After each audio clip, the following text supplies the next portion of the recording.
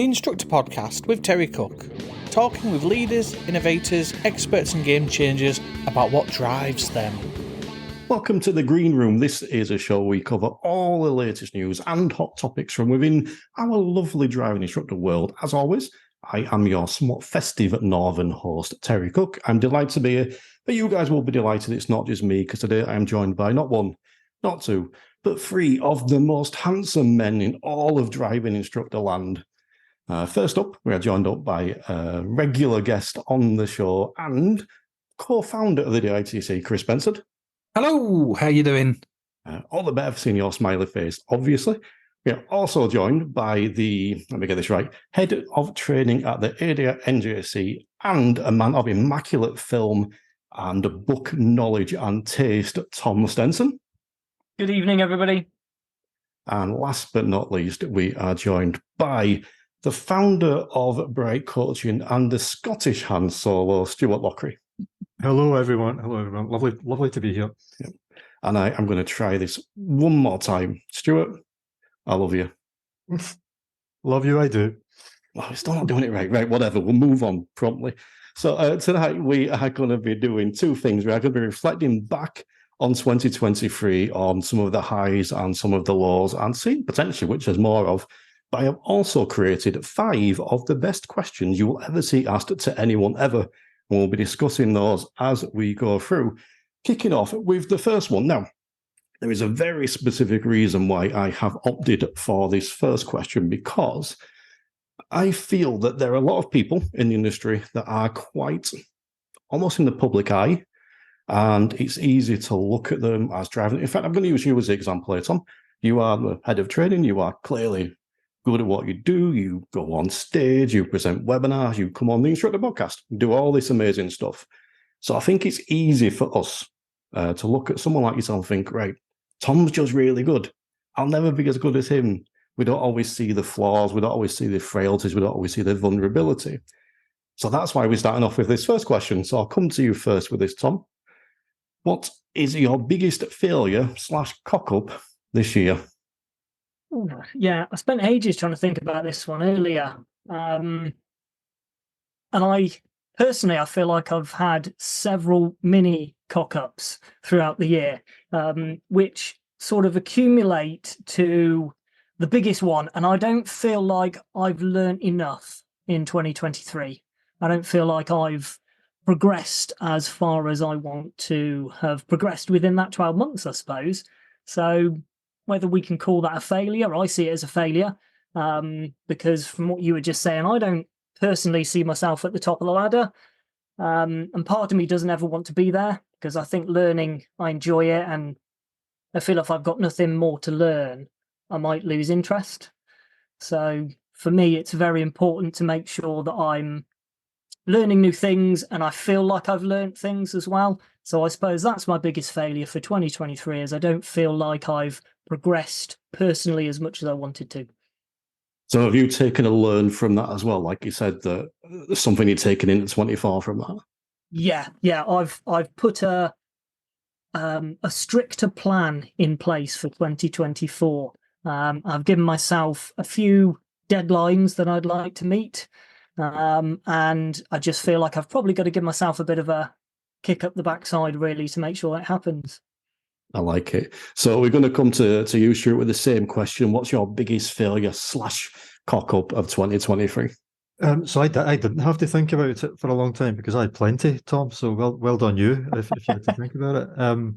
But I think the one that I'm most disappointed in myself in is my reading. I read a lot, and I generally read a lot of books every year, and this has been my worst in a long time, since before COVID anyway. I only managed 5 books this year, which is that's poor going for me. But I'm not going to beat myself up about it. It's fine. It's been a good year in many other ways. But you asked for a personal failure. So when you set your goals at the start of the year, my reading was up there, and yeah, didn't make it. But onwards. Has there been a reason for it? Is it just with how busy you've been with all the Bright Coaching stuff, or? No, I don't want to. No, I don't want to use that as an excuse, because reading is kind of like a downtime thing, and I've just swapped it with watching telly, mate. To be honest, I've got to be honest. I've watched far too much Netflix and in the evenings and not read enough books. Too much screen time close to bed as well. So it's actually it causes two failures. So you don't read enough, and then you've got too much screen time before bed, and you don't sleep. You don't sleep well. So yeah, just poor discipline, Terry. Poor discipline. All discipline. See, I read for enjoyment. I watch TV when I just need to not pay attention to anything. And it's usually some kind of crap American sitcom. But either way, speaking of crap American sitcoms, Chris Bensted. I don't know how that segue works, but somehow it does. What's your failure of 2023? I'm feeling horribly slated by Stewart then, because I don't know what too much Netflix is. And the poor discipline from not sleeping is, I survive on 4 hours a night most nights. So don't do sleep. My brain's like excited all the time.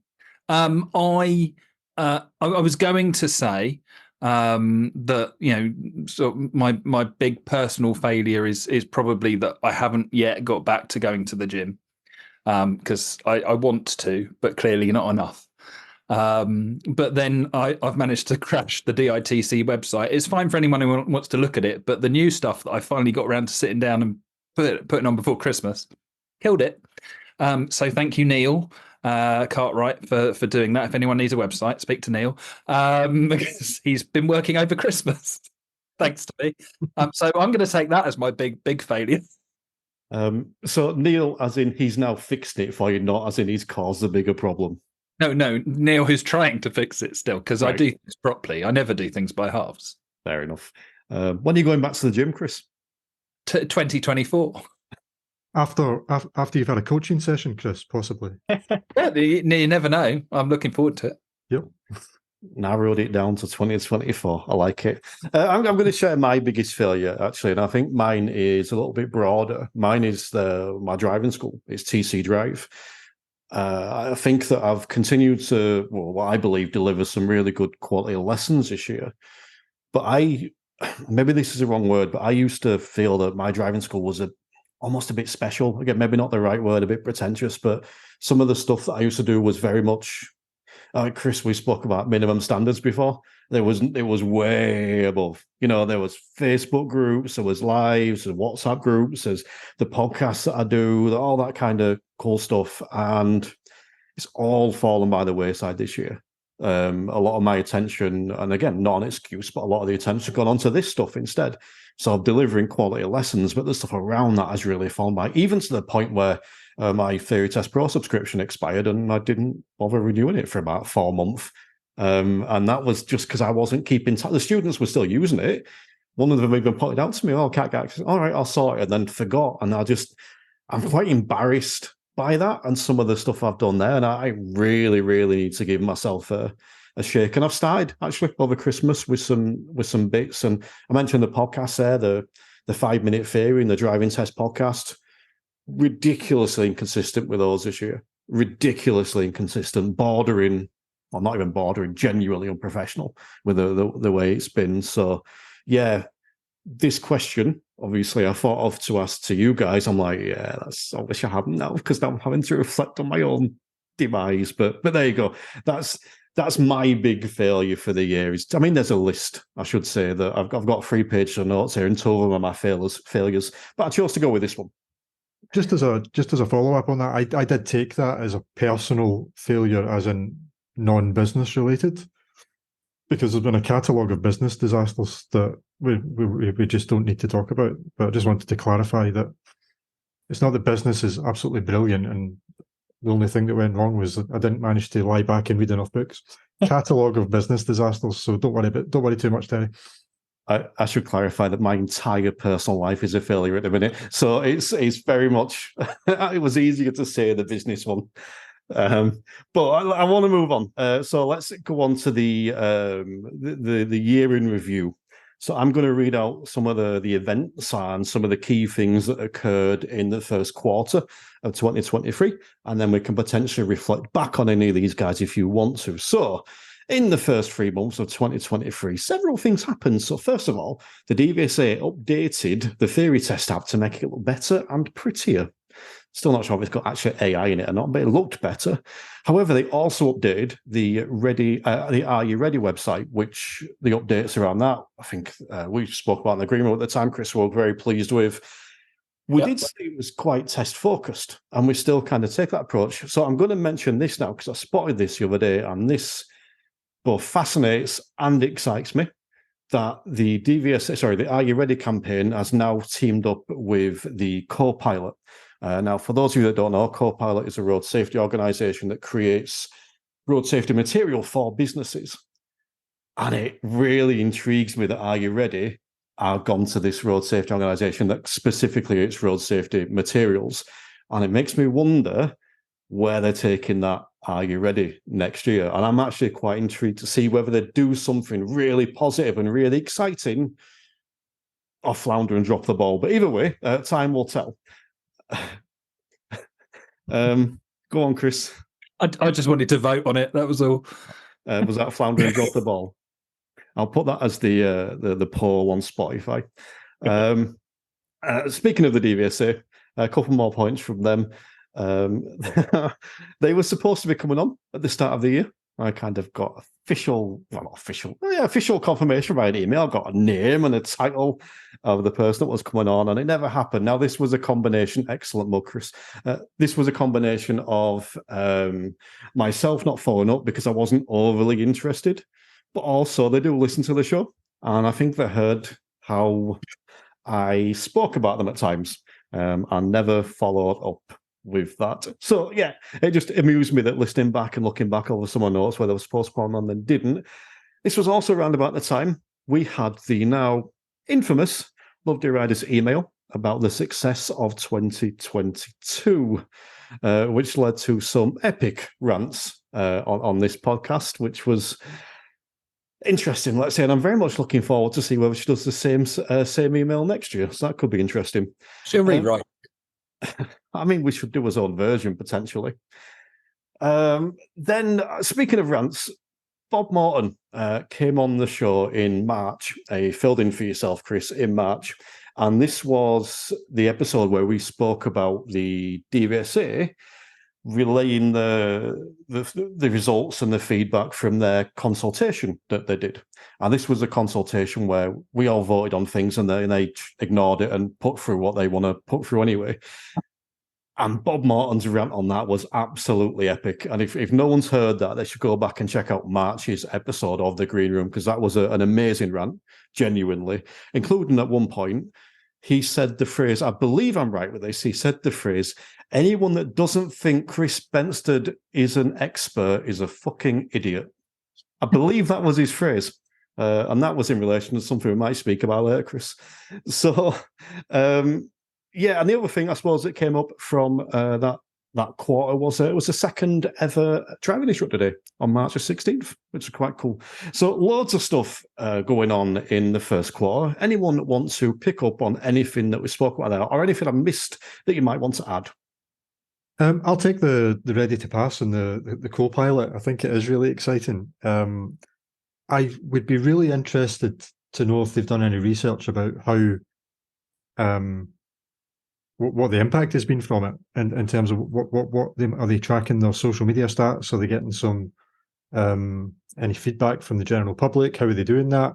They've obviously spent a lot of money on it. I wouldn't imagine they would spend that money without being able to get some kind of metrics on it. And obviously I've not had a good enough look at the co-pilot stuff because I don't have access. Maybe you do, Terry. I've seen a couple of kind of sample kind of shots. But if Liz Box is involved, obviously, and we know that James Evans involved. Yep. Is that right? Yeah. So if these guys are involved, it's not going to be about parallel parking, is it? It's not going to be that kind of stuff. So that's potentially very exciting. And I think if we're talking about, I mean, maybe we will talk about it later on. This kind of putting slight raising of the bar and the industry trying to raise the standards on the DVSA, and then eventually they have to listen. Then this would be another really important step towards that, I think. Yeah, I agree wholeheartedly. I mean, like, I haven't seen a lot. I've seen the stuff they put on social media. I've spoke to James Evans about it, and Liz actually. But the thing that James were getting across was it's not for driving instructors. But from the stuff I've seen and the communication I've had, I actually think that for some of the bigger schools, it probably would be quite good because it's not cheap.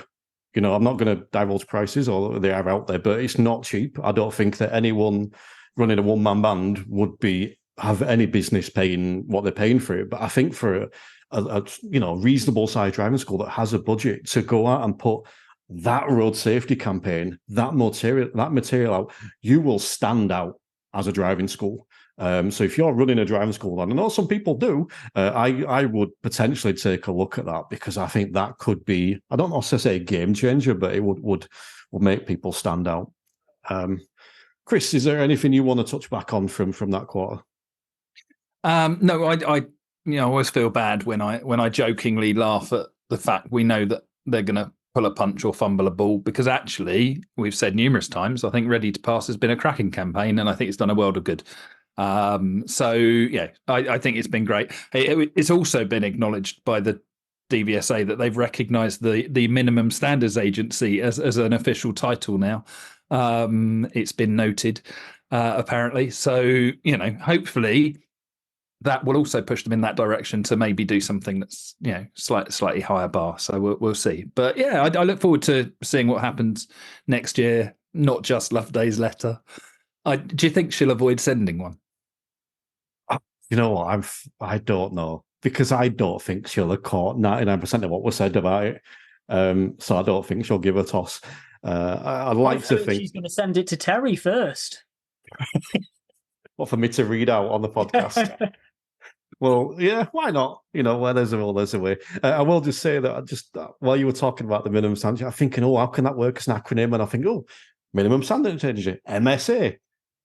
Probably best not to go with that one. I don't mind. Sorry, NJC's noting it down as we speak. Yeah. That sounds great to me. I don't mind offending some people, but that might be going a bit too far. Tom, is there anything you want to touch back on with the first quarter of the year? Other than the March the 16th, I think is a great day. Not only because it's my birthday, which is, it only ever gets a bigger number, unfortunately. So, I know very much as Chris and Stewart have said, I think recognising those minimum standards, but for us as an industry, which I'm pretty sure we'll touch on later, how important it is to try and push that. And anything we can do that improves road safety in any way, I think is a good step forward.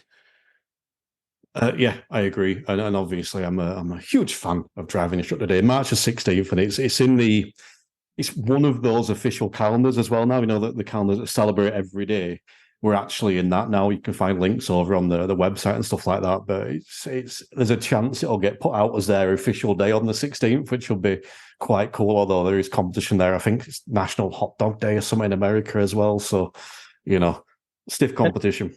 And we need to remember that it's now international. So, it's not just us.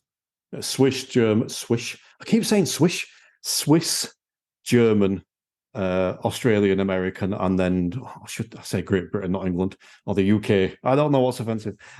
Anyway, let's move on to the next question, because we've asked about the biggest failures of 2023, the biggest personal failures, as Stewart pointed out. So I want to ask about the biggest personal successes of 2023. So I will come to you first with this one, Stuart. What's your biggest personal success of 2023? So again, I thought non-business, and I'm glad you've asked me this one, because it means I get to talk to someone other than my wife about it. So I like playing sport. I play a little bit of sport, and some people will know this and some people won't. But in 2021, I had a kidney transplant. That was my second kidney transplant, and I play tennis. So in June, I think it was, of this year, I went down to Coventry and I won a bronze medal in tennis at the transplant games. Can you see that? There you go. There we go. So it's good that I get to talk to other people apart from my friends and my family, because believe me, they are absolutely sick to the back teeth of me talking about it. But yeah, that's been a big highlight for me, and it means I've qualified for the European Transplant Games next year, which is in Lisbon. So I get to go and do that and represent Team GB, which I assumed was why you were wearing the hat tonight, Terry. Fully the reason in support of your efforts with the transport, jeepers, not going well. Transplant games. I had no idea it was a thing, but yeah, no, congratulations on that. That's obviously amazing, and great that you go to the European Games and Lisbon to do it next year. If you need someone to carry your bags, let me know. I will. I mean, it sounds like a tough job, but I would willingly sacrifice a week or so to come and do that for you. Let me check that with my wife and my daughter first, Terry. They may have beaten you to the punch on that one, but I'll put you down as a reserve. Okay, I'll put you down. It's like a standards check when someone doesn't turn up. I'll have you as my plan B. Yeah. I don't know how offended to be. Chris, what's been your biggest highlight of 2023? I'm just enjoying the idea that, in the transplant games, the tennis players use a shuttlecock and the badminton players use a golf ball. And sorry. This is what I like you, Chris. Always thinking outside of the box. How can we make it better? Yeah. Just where my brain went. Yeah. So what was I answering? Oh, yeah. So mine is business related, but it's because I haven't got much of a divide between personal and business. I tend to think driving instructor all day long. Is more and more people talking about the theory as an actual thing instead of the thing that we don't talk about. And so many more people getting in touch, new people each time that I haven't spoken to before, getting in touch about a pupil, and just a bit more recognition, which also means a bit more competition.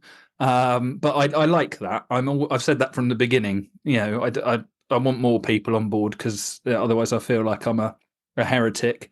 And at some point we're going to tip that scale so that we have recognised theory trainers, but not under the DVSA, because I can't be doing with that. I've theory training, I've escaped them. It's great. But I'm still stuck with them for audit. I think it's the theory and the recognition of it and that side of things is, I don't feel like I'm just talking to a screen all the time, but I am. Literally. Couple of things I'll touch on there, actually, because I also like the fact that you think outside the box, but I don't know how to make it out a podcast sometimes, especially when you then forget the question because you're too busy thinking of a witty alternative. But to be serious for a second, because I do like to prod you gently now and again. And, at least Ferry calls you a bear, so I can say I like to prod the bear. But what you've done with the theory deserves more recognition than it gets. Massively. You spoke before about your website, about the stuff that's going on behind that people don't see. They do not see, and probably I would hazard a guess about 80%, if not more, of what you do for that theory stuff. And whereas some people might go and only preach on TikTok, and others might only go and bitch and whine on Facebook, you actively make changes and campaign to make a difference. Even if it's about the shape of traffic lights, you still do it to actively campaign and make a difference. So, I won't say this too much this episode, but you genuinely deserve far more credit than you get for what you're doing with the theory on both a macro and micro level. So yes, there you go. Enough said. I'm going to move on to mine then, my big success of 2023. And I probably a bit like Chris here, I blend business and personal because my business is just me. Everything at the minute is kind of, all of me is into my business, but that is just where I need to be right now. And my biggest success this year has been growth, reduction in my waste, but growth in the business. So the podcast growth, brief numbers for you. 2021, it was released. And in that year, I did 10,000 downloads. 2022, I did 20,000 downloads. And in 2023, I've done 33,000 downloads. Should probably be about 24 by the time year ends. But, so that growth, my goal for this year was 30. So that growth is ridiculous for me. The same with the premium membership. And when I'm talking about the growth on this stuff, it's not just the numbers, which have grown significantly. way blew my targets out of water. So thank you for everyone that signed up to, well, the podcast and the premium, and the people that kicked off online about it at that time that really helped it grow. But also the way people are within it. So the community that's growing over there, with the interactivity that's growing over there, the feedback, the amazing people that are joining that community, whether it is the paid or the free stuff, I don't really give a toss at this point. The fact that that's growing and becoming something, I'll use the word again, and I'm not afraid to use it, special, I think is just something I'm ridiculously proud of. And I fully intend to keep that ball rolling for as long as humanly possible. And that is my success for 2023. And I'm damn proud of it. And Tom, what's yours? I feel like mine's really low compared to everyone else's now, but I learned to plaster in 2023. And I'm happy to say that the walls that I've plastered haven't fallen down. So as a personal thing, I feel like that's good growth. That's far too manly for me. I'm sorry. I'm gonna have to draw a line there, guys. That's I've still got quite an impressive scar from the time I attempted to plaster. So yes, I think that is quite a good achievement. And I'm not gonna lie, I think I'm slightly more impressed with that than mine. I would like another conversation off air of how you got a scar while you were plastering. Oh, a big thing fell down on me. Oh, okay. Yeah, it's a slightly embarrassing one. We'll save it for off air. But yes, no, I love them as much as I think it's important to look at failures and look at how we can take those failures forward. And being completely honest, for people that sometimes only see the shiny side, to see that stuff does go wrong, I am also a massive believer that we should celebrate successes. So big well done to you all for your successes there. But I'm going to move on to the second quarter of the year. And let's have a quick recap of this. So, kind of touched on this before, Chris, because the first expert session took place in April, and that caused a bit of fuss, didn't it? So I'm going to mention this again because I only mention it every episode because it amuses me that much. I was really, really pleased with this. I wanted to do something slightly different to the presentations that are currently out there, and I decided to call them expert sessions after a suggestion from someone else, because obviously the podcast is expert leaders, innovators, and game changers. Someone else suggested that we do an expert session on roundabouts because it's not included in the old style PST. So I thought, excellent idea. I could do that, but I know someone that could do a better job, Chris Bensted. So you come along, Chris, and called me a world of grief. The comments that stand out are that I should charge my students more so I can give everything away for free to driving instructors. That was a good one. Who am I to call you an expert? I think was another one. There was a lot of snake oil salesman I was called, which was great. Hoodwinking people, all this kind of stuff, which was amazing. Before I just ask for your take on that, Chris, because I'm genuinely keen now looking back on it. One of the things that I noticed, and not necessarily at the time, but shortly after, that was only a handful of people, maybe 3 or 4 people that shouted very, very loudly. A lot of people joined that conversation being a lot less dickish, but being very, very nice. And I hadn't really clocked that at the time, but there were a lot of people jumping into yours and my defense there. And I didn't really clock it at the time. And I just thought, you know what? There are more good people out there than bad. It's just the bad ones often shout loudest. So just before I go through the rest of this, because it is specifically kind of tied into you, Chris, do you have any thoughts on that at all? I think it's the negatives are the ones that get your blood pressure up a bit. And you never get that same response from someone being nice. I as anyone watching will know, I don't like compliments. So you see me kind of want to crawl into my seat when you're being nice to me, which doesn't happen often, so it is appreciated. But yeah, I think when you get someone, I'd rather just ignore them. I know you have more of a habit of ignoring them than I do. I like to engage in conversation just to find out why they're so upset. I will leave it with my other half's favourite phrase of, I just kind of felt, "Are you all right, hun?" Which is how she destroys people on Facebook. So if you ever get one of those, it's because she thinks you're being a dick. Oh, I think my favourite phrase in those situations is quite simply, "Everything is content," and it was. And my post the following day was still my favorite Facebook post of all time and one of my most popular. So everything is content. But let's move on from a little bit of the self-indulgence to a bit more self-indulgence, because we then went to the Coventry, I believe it was, for the expo, which we performed the Green Room Live, which was where Stewart opted to mark me down, starting with a 10, and I think got down to a 3 at some point. So that was fun. But yeah, another expo. What was it called at the time? It wasn't expo, was it, or something else? But either way, something at Coventry with lots of people.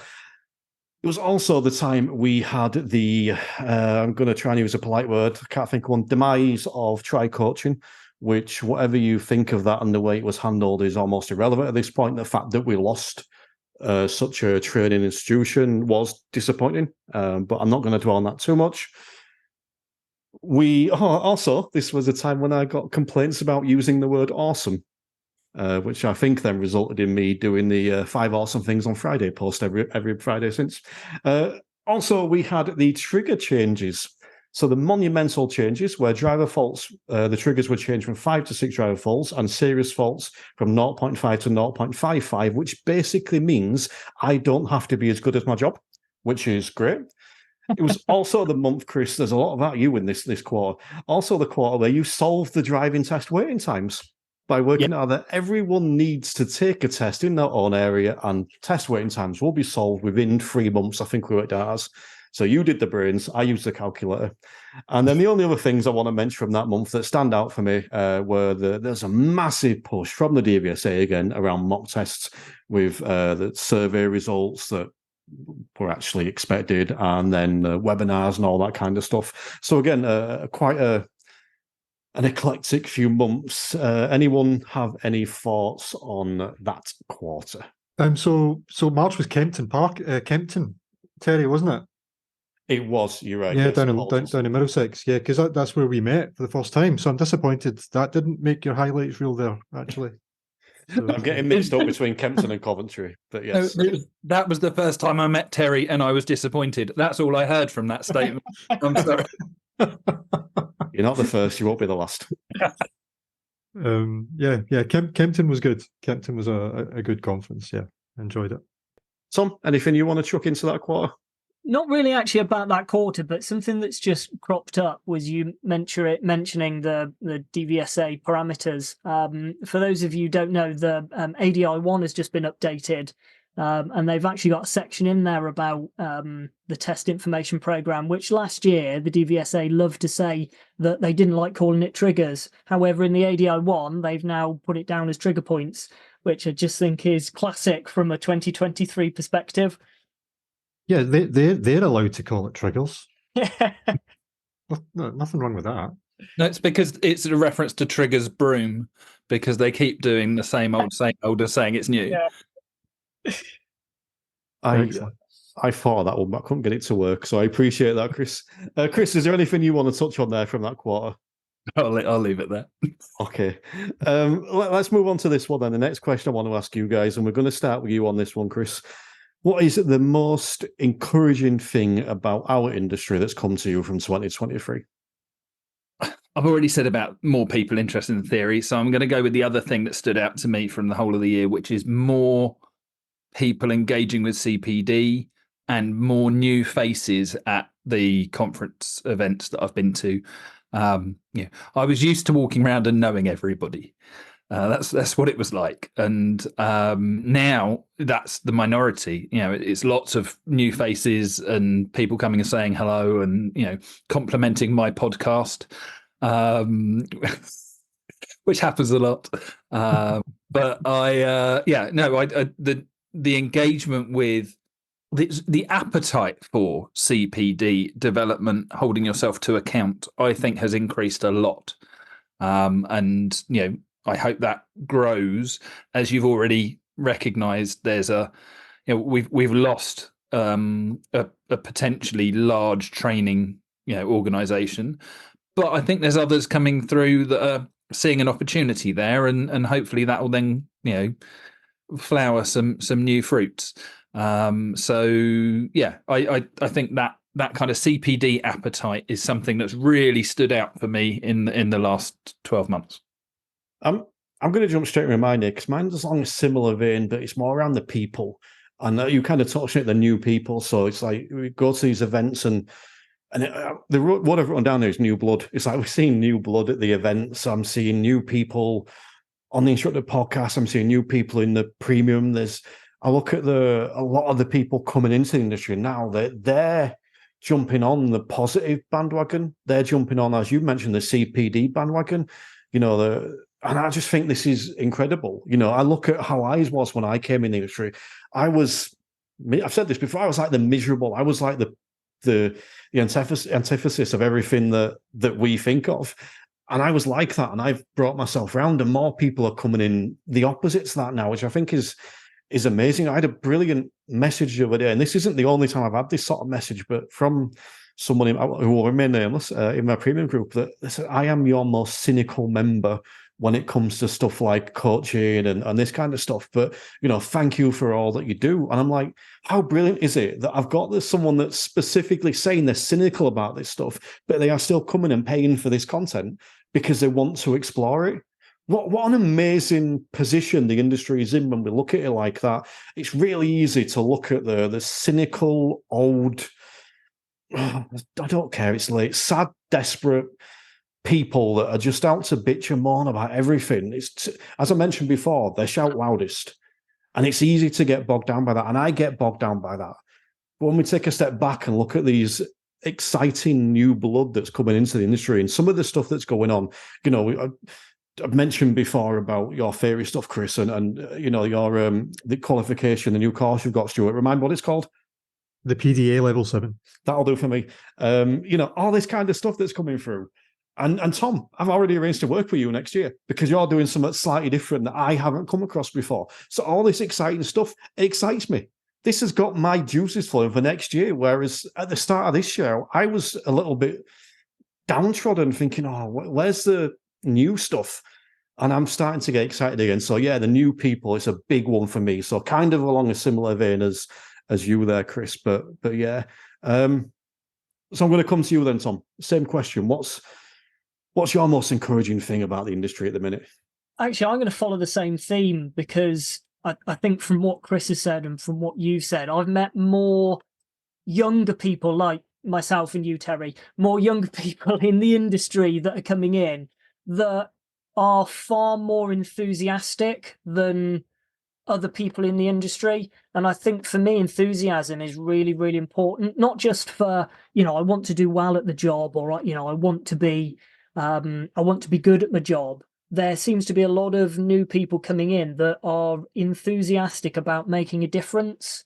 And I think those are the people we need in the industry. From all the stuff that Chris does and the stuff that Stewart's doing, I'm not taking that away from anybody. But I think when we've got young blood that are enthusiastic about CPD, about improving themselves and improving the industry, I just can't see any downsides to it. So I think for me, that's definitely one of the encouraging things is that we've got newer people coming in that have that enthusiasm.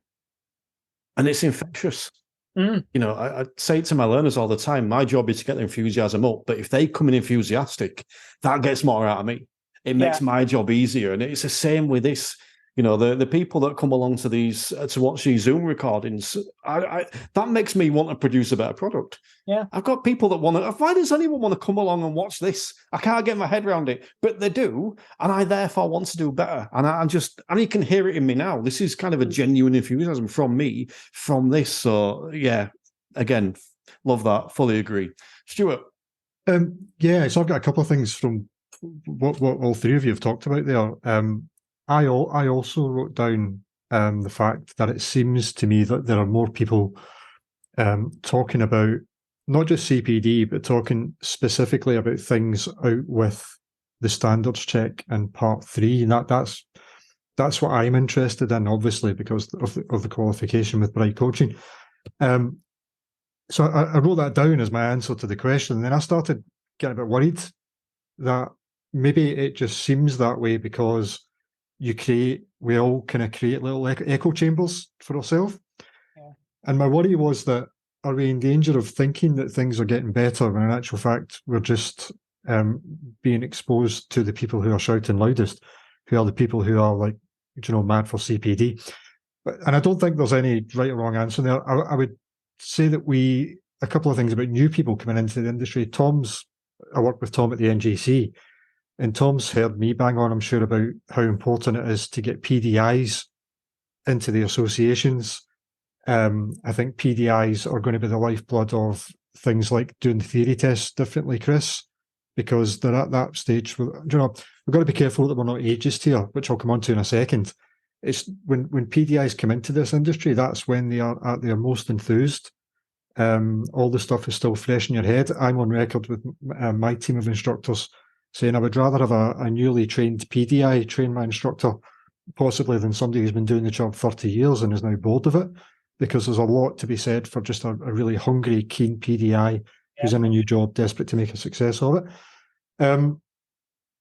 But we do have to remember, before we slag off, we're not slagging anyone off, before we refer to the other people, let's just leave it as that the PDIs who are coming into the industry now have access to stuff that we didn't. And when I say we, I qualified 15 years ago. And none of this stuff existed. So there weren't any, nobody was doing the stuff that you're doing, Terry. The associations were not on the radar, not in Scotland anyway, maybe down south. And getting information was just very, very tricky. Facebook was just a shambles. Facebook was a personal thing. Nobody knew how to use it for business, as far as I'm concerned, back then. So the PDIs are arriving at a very good time. This new generation of driving instructors that everyone's talking about has access to a lot more resources than the previous generation had. So I don't really know what side of the fence I'm going on there. I think I'm positive specifically about the fact that there are more things being talked about, that there's more choice to your CPD than just going and on a standards check workshop, as important as that is. And it's important that all of us work together to keep the new generation of PDIs who are coming through enthused, because they'll just carry it on. And that's how you change a culture. That's how you change a culture, which should be a number one priority for all of us who are involved in that kind of thing. That's fascinating for me. Here's the thing for me, that, and I try really hard not to talk about me sometimes in this way, but I'm gonna. You're right. There wasn't. No one was doing the Instructor podcast before I did the Instructor podcast, but I was that cynical. As I say, when I came in, I was that person that my trainer had said to me, here's an example. We pulled up at the side of the road and someone pulled up next to us at that side, and there wasn't enough room for a car to get through. The person that pulled up next to us went into the house. A car came along, and my trainer's like, well, I'm not moving. I was here first. Why should I move? Queue of cars behind us. And I'm like, can we just move? Because I don't care who's at fault. Can we? And he's going, no, stay there. And he's beeping his arm for this guy to come out, and eventually he comes out and moves his car from there correctly. But we felt like we were there for like a day, and this is me as a PDI. And that's who I learned from. I'm not meant to be overly critical of him. As you said, that was the culture back then, that kind of stuff. I wasn't willing to accept that. So I created the Instructor podcast, and I filled the hole that was missing. We're all doing that in one way or another with something now. Yeah. And I think it is too easy sometimes to sit back and go, yeah, but we didn't have access to this. Oh, someone's created it, right? And also it's there now. So when I look at this screen now and I look at the list of names that are here watching this, no offense to you all, but none of them are spring chickens. But they're all there looking at ways that they can change and adapt and create. Fiona McMeekin was on recently talking about working with deaf students on the Instructor podcast. She's coming tonight to watch this. And it's like, this is what I'm referring to. I don't accept that as an excuse. I understand it because I was in that boat. And I do understand it. But it's the people that will sit there and moan and whine and bleat and not do anything. And here's the thing. I've got to a point now where I'm like, yeah, you do you. You call everyone else a snowflake, but it was the one throwing a tantrum. You do you. We're going to come over here and making this a better place. Where I do agree, and feel free to come back on all this in a second, but where I do agree is the echo chamber thing. I'm very aware of that. It's why I stay on Facebook. It's why I go and look in all groups and see what's being spoken about. What I think is that there is more of the positive than there used to be. So quite where it ranks on the scale of which is higher and which is lower, I don't know. But it's growing. And that's what excites me, the fact that it's growing. Because if it's growing now, where's it going to be in 10 years? That I think is what excites me, and that's what I get enthusiastic. So, feel free to come back at me, Claire.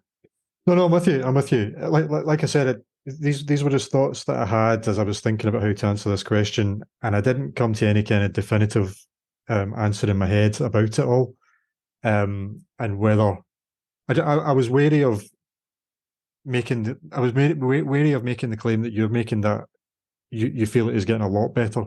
Maybe you didn't say a lot. Maybe it is, but I'm yet to be convinced about that. The content is there. The people are there. The people who are like yourself, like San Harper, Kevin Tracey, who are creating all this new kind of content, is the first step. But changing a culture takes a long time, as you said, could be 10 years. But the way to start it is by is getting to the PDIs first of all. But we are definitely going to need some help from the DVSA.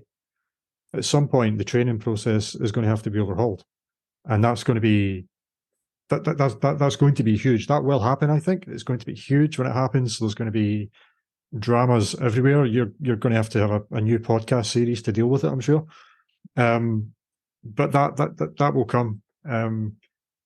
Yeah, I'm trying to be positive. I've got 2 new podcasts coming out next year. I can't do another one. I need you to be positive, Stuart. I need you to say something warm for this bit. Just say anything nice to me so I can move on. It's all going to be okay, Terry. Thank you. That's all I needed. Right. Okay. So let's move on then to the third quarter of this year. Hold on. The third quarter of 2023. Ups and downs. Big ups and downs this year. So probably the biggest debate was had, which 2 of you were a part of, which was the gas versus bite. That was this quarter. Shook the industry to its core. Still debating whether to do a whole series on it or not. Can't decide. It was. I'm busy.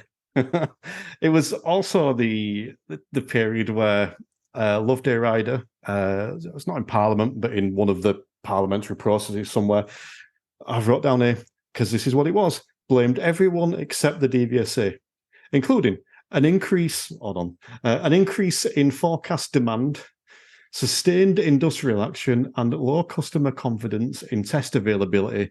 They apparently were the reasons why there is a waiting time for tests. Nothing to do with a lack of tests. It was all of those reasons. The other things I want to mention here, the Meganar, the first ever Instructor podcast Meganar, which ridiculously proud of, and 2 of you guys again I feel very bad dropping you out of this, Tom. There've been a couple of times said 2 of you, and it's but yeah, 2 of these guys we'll get you on the third one. And just awesome. Love that brilliant thing that we did.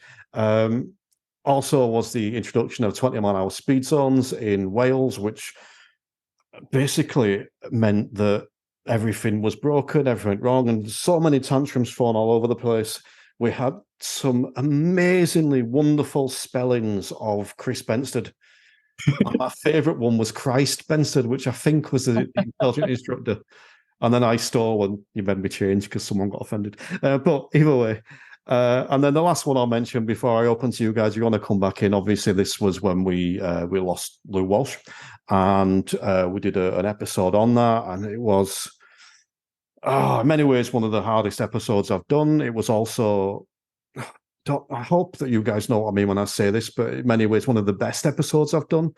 And, some lovely feedback from friends and family and listeners. And yeah, I want to take a moment now to thank you, Chris and Phil Cowley, for joining me on it. And also for the feedback I got, because, this, Chris, where I was massively in 2 minds whether to do it or not, because I was really, really scared of seeming like I was pouncing on an opportunity. And it was never about that, ever. And the feedback from that was just lovely. So thank you, anyone that listened or gave me any kind of feedback. Much appreciated. But also, I wasn't the most fun of times for an obvious reason. But I'll does anyone want to throw any contribution into that quarter?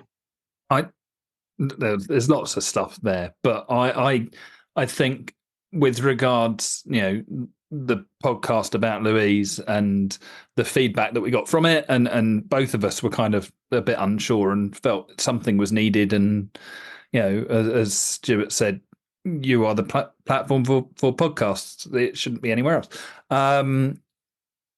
Looking at the response from the industry, as well as being incredibly sad, I was incredibly proud at the same time for what Lou had managed to achieve, what instructors had managed to achieve, and I don't think there could have been a better tribute, with the outcry from the industry of what we'd lost and what she'd stood for and everything else. And yeah, I think that was a massive positive in a lot of ways that I think we will, maybe not yet, but in the future we'll hang on to as a real tribute. And that was the tribute. There were lots of little things, and we all tried to do something to acknowledge the loss. But I think actually the actual response was the thing. I don't know anyone else who in our little world, that would have got that same kind of heartfelt response from people. And I know there's a lot of people still trying to come to terms with things, and they've been on my mind over Christmas because it must have been the most difficult Christmas ever. So I'm very aware of that. But I just feel that was there was something incredibly personal and positive inside of such a tragic loss. Yeah, agreed. Tom, Stewart, anything you want to chip in with? Sorry, you go, Tom. I think it was nice to see such a celebration of not only Lou's life, but for what she's done for the industry. And I like to look at the positives in things, and I think there was such a big celebration of her and what she's done. And as Chris has said, I think it was such a positive, even though there were lots of things to be sad about. I don't know anyone else that could have produced that, really. I would agree with that as well. I think one of the striking things for me was there were people on Facebook who I've been friends with on Facebook for years who never put anything on Facebook. They don't comment on groups. They don't like any posts or anything like that. And all of a sudden they were popping up posts with photos of themselves and selfies with Lou Walsh. And not just one or two, like a whole series of them from years ago that they'd been on every single BLR. I was late to the BLR. I didn't get involved in it until very, very recently. Ironically, I was to be the lead car in this year's relay for this one. Lou asked me to do that. Just her impact and her influence, and the network that she created and the legacy that she's left. So much of it seen public, but so much of it underneath the surface as well in our industry. That was really apparent to me over the next. I mean, it's still going on. You still see people tagging her in Facebook posts.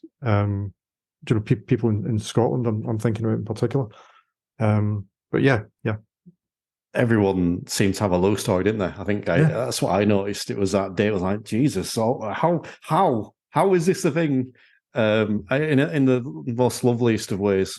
I'd say very mixed emotions looking back. It's like I said about the podcast, but about the time, it's on one hand, you'd never want to have to do that.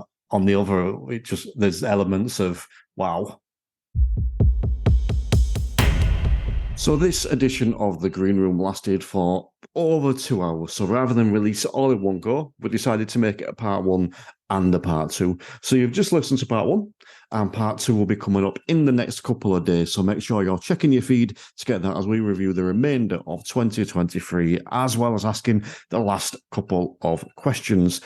As always, I hope you've enjoyed this episode. And if you want to find out any more from the guests or get in touch, you can go to the show notes and check out all the links for them over there.